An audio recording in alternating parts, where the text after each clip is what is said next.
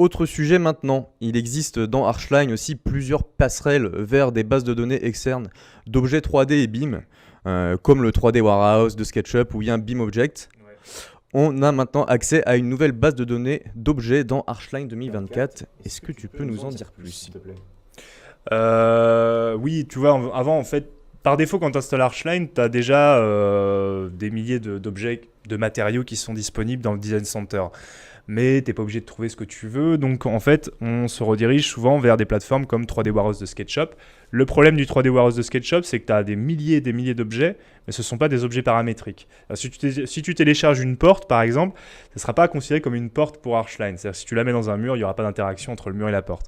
Sur BIMobject, tu vas retrouver des objets qui sont, pour le coup, paramétriques, mais qui ne sont pas forcément dans les bons formats. Donc, ils vont être au format Revit, par exemple, ou au format RVT. Donc, il va falloir télécharger l'objet, le convertir pour que Archline comprenne qu'il s'agit d'une porte ou d'une fenêtre. Donc, tu auras toujours une phase un petit peu de traduction de l'objet.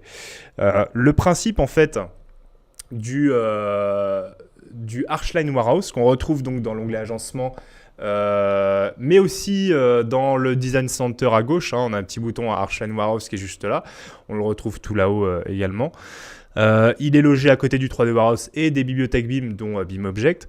Donc quand on clique sur Archline Warehouse, on arrive sur cette interface. Il faut évidemment avoir une connexion Internet pour accéder à cette interface. Et on retrouve donc des objets, des matériaux, des portes, des fenêtres, des palettes de couleurs, etc. Et là, on va retrouver, admettons, si je cherche un matériau du genre du parquet. Là, on va retrouver des dossiers. On va prendre par exemple, parquet. C'est du parquet qu'on a trouvé chez des fournisseurs en fait ici, et on les a optimisés pour qu'ils soient utilisés dans Archline. Donc par exemple, si je prends ce type de parquet, je vais pouvoir donc télécharger ce matériau dans Archline. Je fais download tout simplement. Là en fait, il me met un message pour me dire ok, le matériau a été sauvegardé dans ton Design Center. Tu n'auras plus besoin de le retélécharger. Je fais la fonction peindre qui me permettra de sélectionner une surface dans Archline. Donc là, je vais prendre par exemple la dalle. Je clique sur la dalle. La fonction peindre, le principe, c'est que ça va venir délimiter le matériau dans la surface fermée. Donc la pièce qui est derrière ne va pas être modifiée au niveau du matériau en surface. Ce qui est intéressant aussi avec la fonction peindre, c'est quand tu fais un clic droit dessus, tu peux redélimiter le matériau. Donc tu vois, je fais un clic droit, je fais éditer l'arrière-plan, je prends les contours, je fais décalage. Et en fait, ici, après avoir fait un clic droit, ça va redélimiter mon parquet juste sur une partie de la pièce, par exemple. Donc c'est la fonction peindre, c'est une petite parenthèse, c'est juste comme ça ressemble beaucoup à un calpinage en fait. Et quand dans mon Design Center je tape le nom du fournisseur, eh bien je retrouve justement le parquet que j'ai téléchargé dans le Archline Warehouse juste avant. Et donc je vais pouvoir maintenant à tout moment le glisser et le déposer sur n'importe quelle surface de projet avec la fonction peindre. On va peindre toute cette pièce là par exemple avec un parquet donc qui est téléchargé dans le Archline Warehouse. Donc on peut télécharger donc des matériaux, des carnets de couleurs avec des râles, des pantones, etc. Mais on peut aller plus loin dans le téléchargement. Par exemple, là, j'ai besoin d'avoir une porte. Donc, on est sur un local commercial. Donc là, j'ai besoin d'avoir une porte de battants un peu particulière. Donc là, je ne l'ai pas par défaut dans mon Design Center. Donc, je vais aller sur le Archline Warehouse. On va aller sur la catégorie porte. Et donc ici, on va trouver des types de portes, comme par exemple des portes ici plutôt type dans le domaine médical, des portes coupe-feu, etc. Donc là, admettons, j'ai besoin d'avoir une porte coupe-feu à 2 battants. Celle-ci me convient bien, par exemple. Donc là, je vais la télécharger simplement. Il me dit, OK, elle est maintenant dans le Design Center. Je vais pouvoir la placer directement sur un mur. En cliquant sur le pan de mur ici, j'ai ma porte à 2 battants que je peux disposer avec un point de référence ou directement en faisant un clic sur le mur. Une fois que j'ai fait ce premier clic, je vais donner le sens de l'ouvrant, intérieur ou extérieur. Et donc cette porte, elle a une interaction directe avec le mur. On n'est pas comme sur une porte de SketchUp où il ne se serait rien passé entre les deux parce que Archline n'aurait pas compris qu'il s'agissait d'une porte. Là, on est vraiment sur une porte paramétrique qui a été conçue pour Archline. Donc là, quand on simule l'ouverture de la porte, ça fonctionne bien. Ce qui n'aurait pas été le cas non plus si on avait téléchargé une porte depuis BIMobject au format Revit.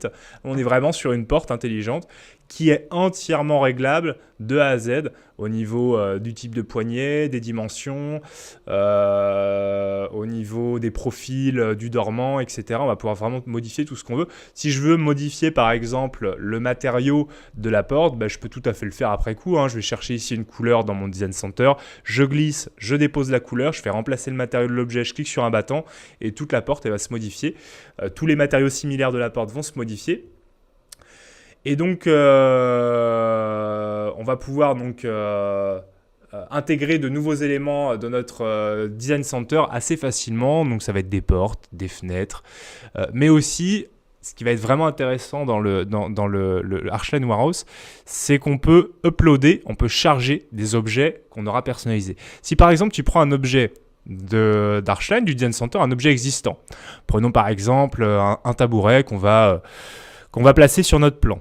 Simplement, on va modifier cet objet. Alors, j'aurais pu le dégrouper, le déformer, etc. Moi, simplement, je vais me contenter ici de modifier son matériau. Donc, je glisse et je dépose le matériau de la table sur le tabouret qui est juste là.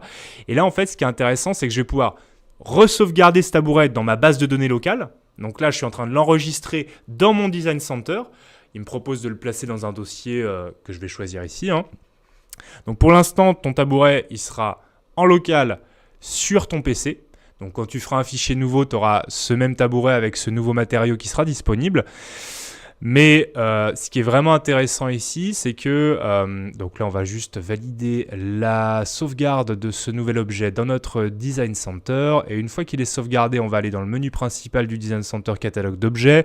On va retrouver normalement notre tabouret dans le dossier Mes éléments, il est juste là. Et si je fais un clic droit dessus, ou si je vais sur la petite roue crantée, je vais retrouver ici télécharger le contenu sur le Archline Warehouse. Ça veut dire que tu peux uploader ce tabouret sur le Archline Warehouse, ce qui permettrait en fait d'avoir une bibliothèque qui est localisée sur un cloud et au sein d'une agence, si tu as 3 ou 4, 5 utilisateurs sur Archline et que vous voulez tous avoir les mêmes objets, vous pourrez aller chercher vos objets non pas en local sur un serveur, mais directement sur la cloud. Le seul prérequis, c'est d'avoir une connexion Internet pour accéder à cette bibliothèque. Mais c'est vraiment intéressant de pouvoir partager justement nos créations sur cette plateforme, donc le Archline Warehouse, qui est vraiment l'équivalent du 3D Warehouse, mais vraiment la différence fondamentale, c'est que tu auras des objets qui sont conçus pour être utilisés dans Archline, ce qui n'est pas le cas du 3D Warehouse. C'est des objets qui sont conçus pour être utilisés dans SketchUp. On peut les importer dans Archline, mais si tu veux qu'ils interagissent avec tes objets BIM, il va falloir faire des modifications dessus.